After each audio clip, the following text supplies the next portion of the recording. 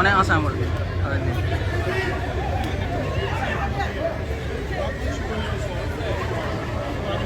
Monsieur le ministre. Perche RTS bi quoi. Sur la perche après.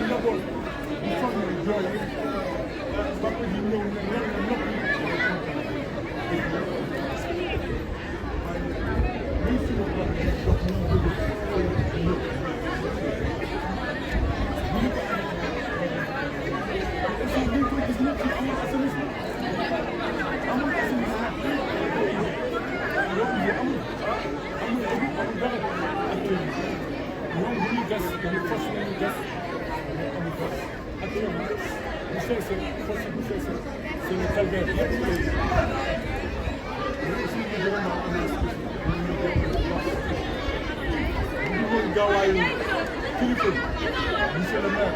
vraiment, ba ma ko téléphoné les produits matériels, les pompages, On n'a pas le temps de charger. jusqu'à 4 heures du matin. Donc, dañu koy gërëm di ko sant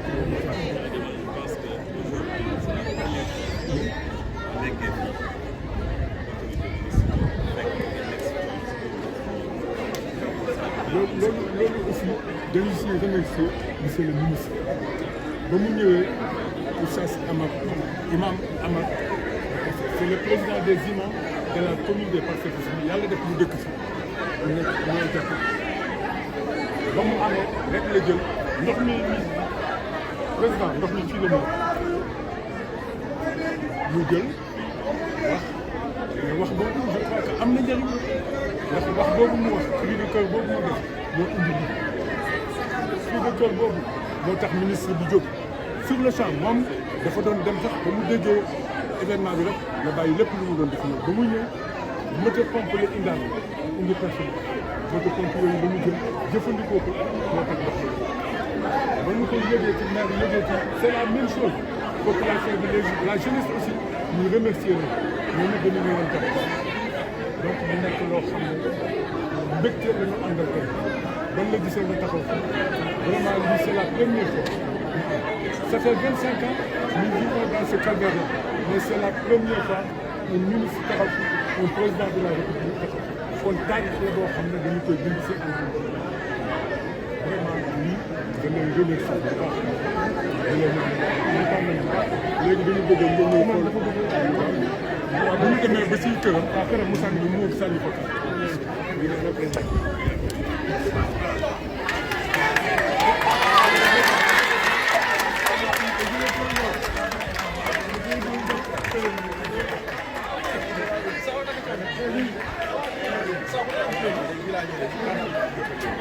très bien.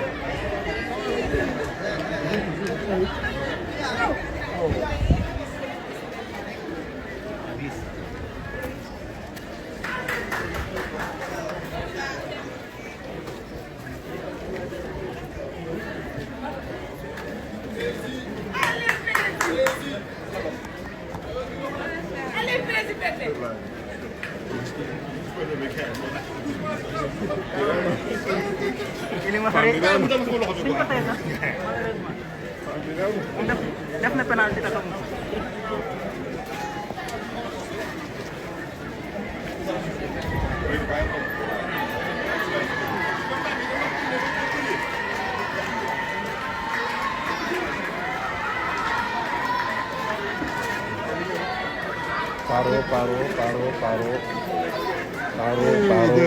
paro siyaar de ça va yéen si jàmm waaw sant yàlla bu baax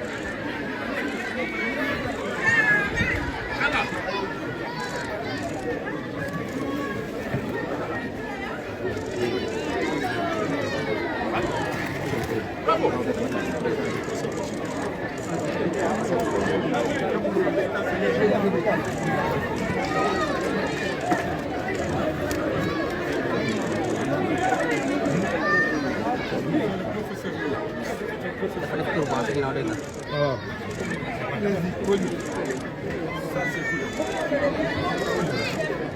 Ça c'est le colonel Sina. C'est un colonel en retraite. C'est un notable de quartier. voilà très bien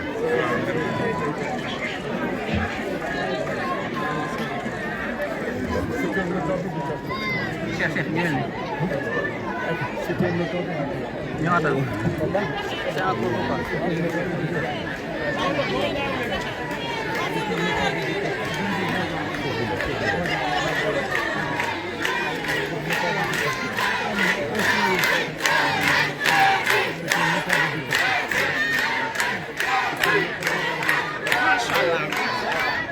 Madame Diallo, la directrice du Sénat. Inondation bi ba mu amee xanaa ñëpp mooy dimbale doomu aadama yi et puis Sénat bi ñëpp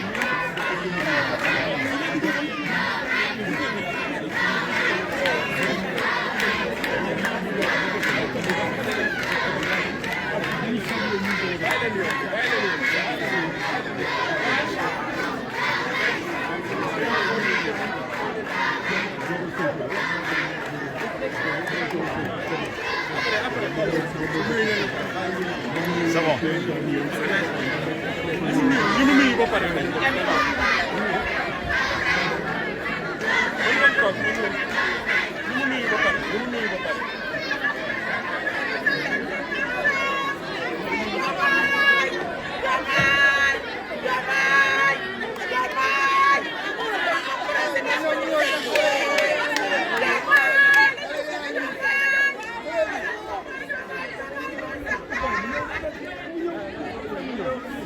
Vraiment nag moom itam vraiment.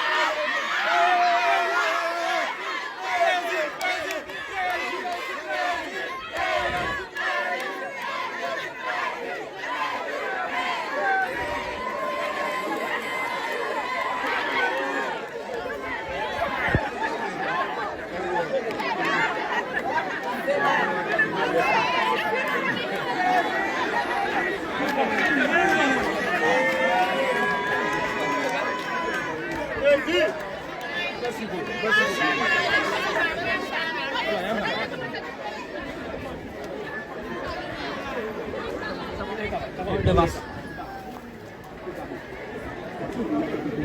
Le plan de visuel. C'est qui le Radié. Jëlal photo.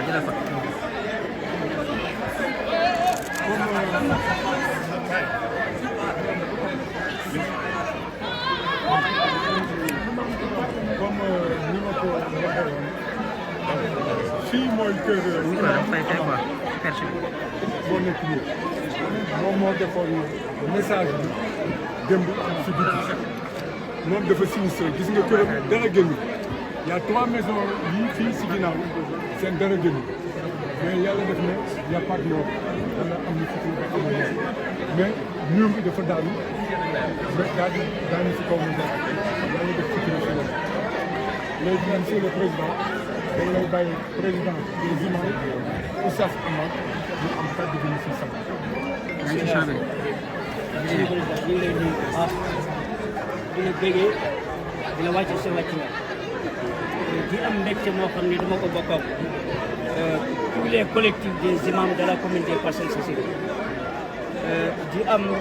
mbégte ci sa teew si fii di la sant nag d'abord ginnaaw bu ñu sant yàlla parce que dañu nekk fi pendant 30 ans de xeex ak inondation man ak délégué de quartier monsieur le maire ak waa dëkk bi yëpp kon tey am nañ ci expérience boo xam ne luñ ci wax mën nañ ko dégg mais tey lañ doog a am autorité président de la République dégg problème bu mel nii mu sol daalem ñëw taxaw mastawu askan wi c'est la première fois mu am bi premier ministre woote na ministère des inondations monsieur Cheikh Tidiane Dièye ànd ak cabinam directeur des inondations monsieur le maire ànd ak mbooleem ñi nga xamante ni ñoom lay liggéeyandool ñoom ñëpp ñu ñëw ànd ak ñun ci ndox mi c'est la première fois mu am parce que musuma wuute fii pendant 30 ans mën naa la wax nawet bu nekk nombre taw ya mu taw mën naa la ko wax c'est parce que ñun ñoo doon taxawee ndox mi mais lii nga def tey ñun yëg nañ ko imam yi yëg nañ ko délégué de quartier yëg nañ ko population bi yëg nañ ko dañ lay sant di la ñaanal beneen bi ci des mooy ndox mi comme ni ko délégué waxee buy ñëw ndox mi dëkkul fii mi ngi jógee Cité de Mer Nord Foire Ouest Foire HLM Grand Médine gis nga ndox mi buy ñëw pendant 10 minutes boo taxawee fii sama buntu kër ndox mi wan na barki démb bi ndox mi ñëwee du mu attaqué kër gi jaarul ci kaw miir bi dafa bëtt miir bi ci suuf 1 mètre la ndox mi gas ci foofu dugg ci biir kër gi dara génn ci biir kër gi la même chose kër yi nga xamante ne daanu nañ ci koñ bi lii nag li ko mën a réglé mooy ndox mi nga xam ne mooy ñëw ci koñ bi ñu arrêté kon li ñu soxla sa taxawaay bi mooy définition maanaam solution définitive parce que autorité yàgg na fi ñëw mais kenn mësul jël décision ba léegi problème yaa ngi am ñu bëggoon nag kuñ jàppale ñu am solution définitive solution bi mooy lan mooy ndox mii di ñëw nañ ko kar croisement 26 lay déparé di ñëw buy ñëw xale bu mu romb ci yoon mën na la daane bu ñu arrêté ndox ma foofu ñu fexe ba fii nga xamante ni ndox maa ngi fi jaar di ñëw ndox mi am fu muy dugg problème bi am yëpp fii daawul dindoo nekk pendant des années mais jamono Ablaye Wade bi mu ñëwee bu goudronné li nga xamante ni moo war dëkk bi ba pare amul assainissement ndox mi buy taw day topp tali bi koy ba bu mu njëkk a kii rek foofu lay arrêté kon ñu ngi lay sant di la gërëm di la ñaanal yàlla di ñaanal gouvernement bi yëpp nag di leen sant di leen gërëm kontaan nañu bég nañu waa Parcelles bég nañu am nañ ci yéen yaakaar ñi ngi seen ginnaaw. macha allah imam comme ni mu ko waxee il faut que ñu remercier le maire de la commune des Parcelles Assainies amul fenn foo xam ne am na lu mel ni démb te taxaw na sur 8 quartiers yoo xam ne 4 heures du matin la tëdd donc quartier bu mu dem dana fa def carburant dana fa def pompage donc monsieur le maire ñu ngi lay remercier monsieur le maire ñu ngi lay remercier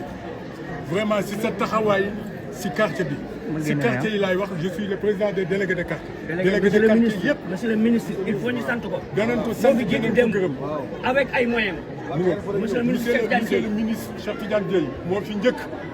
ak 4 motopompes vraiment ak kaddu bu rafet lii yaakaaruñu ko lépp si lañu jóg macha allah ñu ngi kontaan nañ gërëm nañu yal na la yàlla sàmm góor bi maa ngi wasal. jërëjëf ministre bi dafay jógee c'est ce qu'on passe c'est bien.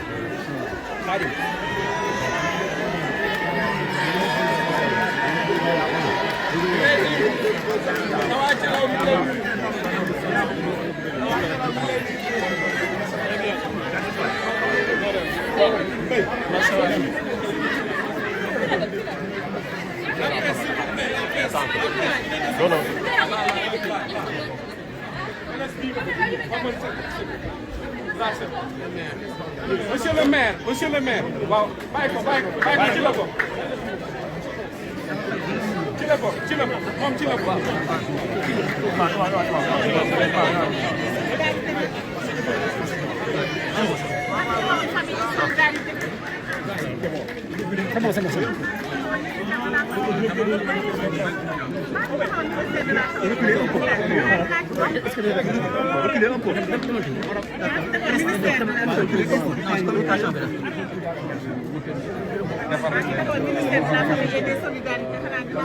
may ko noppi mi ngi wax di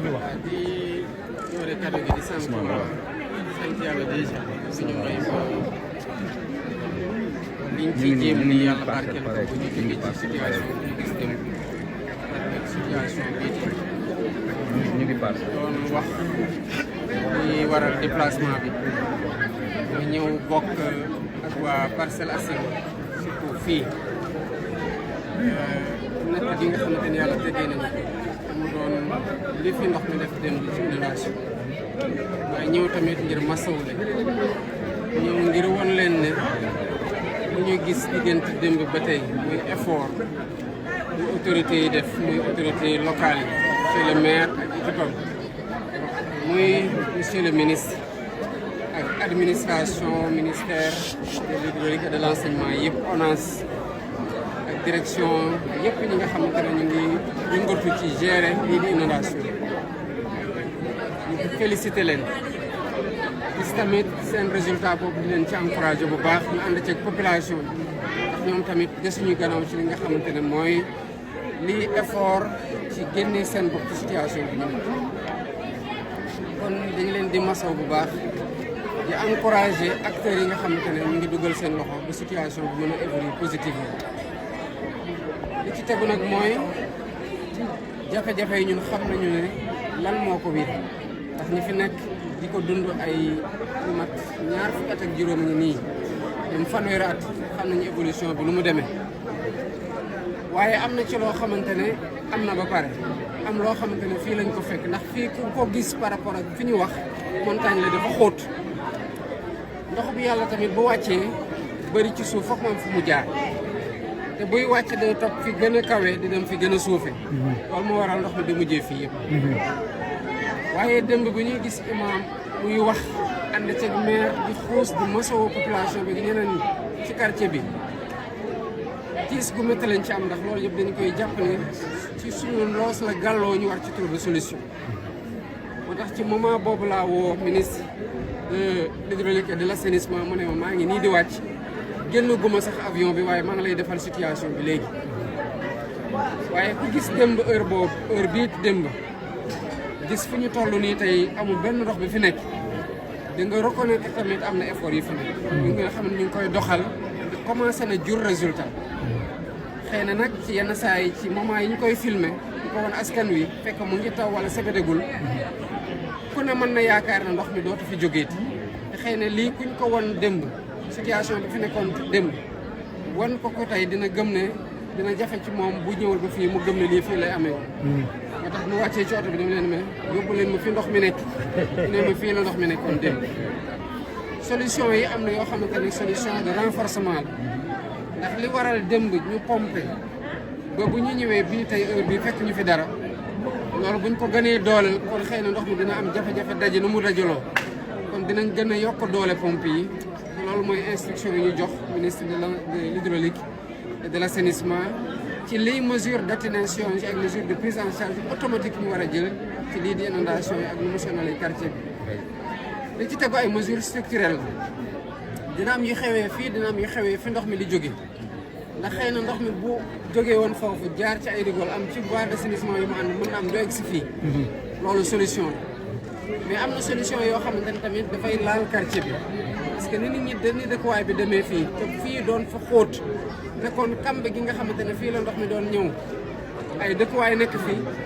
bu ñu bëggee renforcer ouvrage d'assainissement tamit foog mu am loo xamante ne dañ ko toxal ngir gën a yaatu loolu tamit population bi daf ko war a xam ne am na mesure immédiate court terme atténuation ci taxawale waaye am na tamit mesures yoo xamante ne mesures yu gën a structurelles la dina demander ñu toxal ngir gën a yaatal bàyyil ndox mi yoonam gën a mën a def ay ouvrage d'assainissement yu gën a am doole pour jafe-jafe yi waa Parcelles di dund ñu bañ a dem pour dund ci hivernage yi di incha allah rek waaye de daa gën a dalalaat xelu askan wi ne leen taxawaay gi ñu gis fii mooy taxawaay gi ñu am fépp ci biir Sénégal te am na ñoo xamante ne xëy na bu ñu tàggoog inondation ci fi ñu toll nii c'est parce que am na lu ñu fa jot a def ñu commencé jur jàmm ci seen dëkkuwaay ci ndox mi dañ ko continuer wéyal ko fépp ci biir Sénégal te fi ñu taxaw gisal suñu bopp ak fi ñu taxawul mandarga la rek pour ñeneen ñi xam ne tamit mën nañoo nekk ndoo fépp waaye suñu xel ak suñu xol ak suñu ñëwante fépp a ngi ci ñoom te ñu ngi ciy liggéey guddeeg bëccëg pour trouver ay solution yu durable. Monsieur le Président, à résumer, appréciation un peu de la situation que vous trouvez sur place, différente de celle de Thiaroye. Effectivement, ici, nous n'avons pas un problème d'avancée de la mer. Nous avons des problèmes d'inondation qui interviennent pendant la période de l'hiver. Et je tenais à être là, aux côtés des populations, pour saluer leur résilience. Et être à leur côté pour faire preuve de compassion. Et leur dire que l'État et ses services sont mobilisés, comme le résultat nous l'a démontré entre hier et aujourd'hui, pour leur donner le meilleur appui qui soit afin que nous puissions traverser ensemble cette période somme toute difficile. Je voudrais à ce propos saluer la mobilisation des équipes municipales avec à la tête le maire Djamil Sani, mais saluer aussi la promptitude des services du ministre de l'Hydraulique et de l'Assainissement. Quand je l'appelais hier, en voyant les images, il n'était pas encore descendu de l'avion. J'ai dit juste que je dépose mon sac et je vais directement sur le terrain, je vous ferai un rapport que j'ai reçu la nuit. Mais hier, l'imam et le maire marchaient avec l'eau au milieu du buste. Aujourd'hui, il n'y a aucune goutte d'eau sur le même lieu où nous sommes. Cela signifie que les moyens qui ont été engagés ont produit des résultats. Mais ces résultats ne sont en réalité que des résultats à la suite de moyens d'atténuation, de mesures d'atténuation qui sont mises en œuvre. Il faudra aller vers des mesures structurelles et plus durables pour prendre en charge véritablement le phénomène. la description que nous avons reçue et des témoignages de la part du délégué de quartier, de l'imam et des autres notables du quartier qui sont là depuis bientôt 30 ans nous renseignent sur l'origine du problème. Il y a une prise en charge qui doit se faire en amont, de là où viennent les eaux pour descendre vers ce lieu qui en réalité est un lieu de cuvette et qui est un réceptacle naturel des eaux. Mais il y a des mesures qui doivent être faites ici, qui vont consister en des mesures de restructuration pour que les points bas qui étaient destinés à accueillir l'eau et qui vont dans tous les cas continuer à accueillir de l'eau, quelle qu'en soit la proportion, puissent avoir des ouvrages qui soient dimensionnés à la mesure des quantités d'eau qui sont reçues. Nous sommes dans une époque de changement climatique où les villes les mieux assainies au monde font face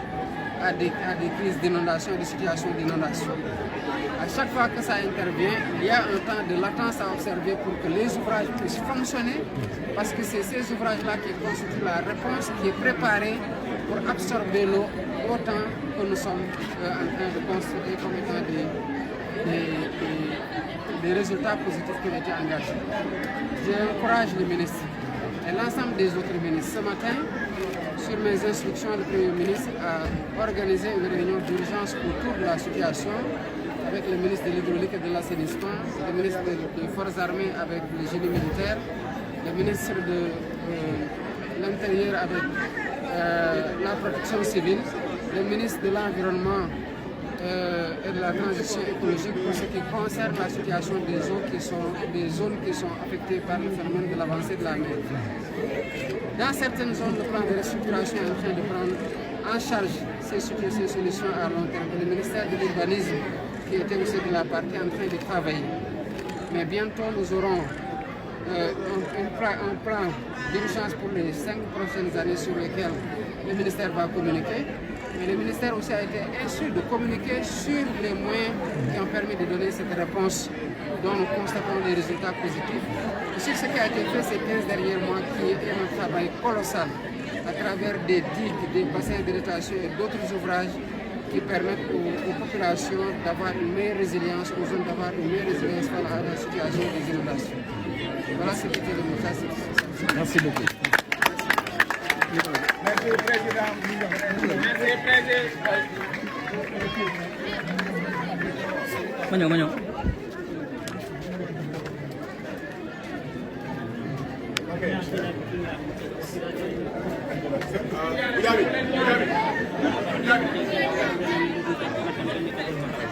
ربنا لا تؤاخذنا إن نسينا أو أخطأنا ربنا ولا تحمل علينا إصرا كما حملته على الذين من قبلنا ربنا ولا تحملنا ما لا طاقة لنا به واعف عنا واغفر لنا وارحمنا أنت مولانا فانصرنا على القوم الكافرين بحرمة اللهم يا مسهل الشديد وملين الحديد لين لنا ولين لهم بفضلك وجودك وكرمك ما في أيدي العبيد اللهم نستكفي كل شر بحق حقيقة لا إله إلا الله وبحرمة والشمس وضحاها والقمر إذا تلاها والنهار إذا جلاها والليل إذا يغشاها والسماء وما بناها والأرض وما طحاها ونفس وما سواها فألهمها فجورها وتقواها قد أفلح من زكاها وقد خاب من دساها كذبت ثمود بطغواها إذ انبعث أشقاها فقال لهم رسول الله ناقة الله وسقياها فكذبوه فأعقروها ودمدم عليهم ربهم بذنبهم فسواها ولا يخاف عقباها بحرمة اللهم صل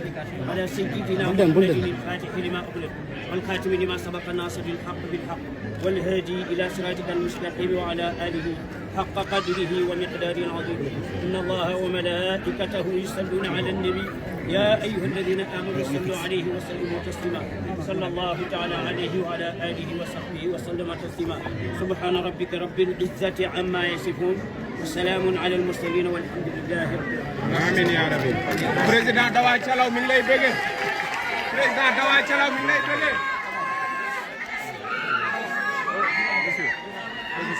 Monsieur, s'il vous plaît. On est venu à la délégation.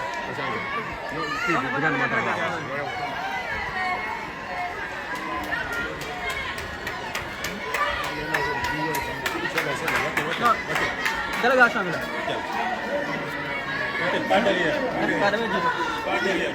D'accord. C'est bon, ma gars. non si délégation bi la damay commencer